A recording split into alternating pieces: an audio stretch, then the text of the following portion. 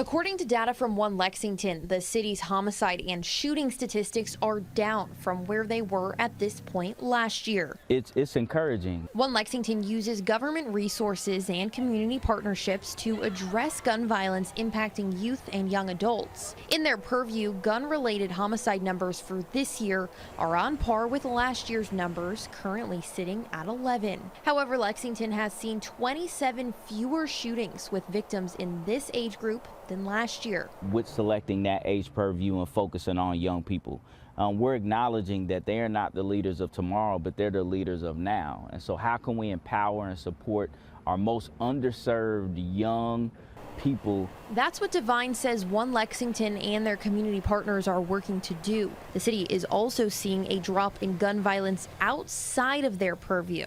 As of Monday, there have been 22 homicides in the city, 21 were gun related. At this point last year, there had been a total of 39 homicides, 33 of which were gun related. That's 12 fewer gun related homicides than last year. We can't have a year like we had last year again. We were dedicated to not seeing that again. And so if we can continue to see those numbers come down and level out, then we give more young people an opportunity at a different path. And so that's the ultimate goal. In Lexington, Samantha Valentino, WKYT.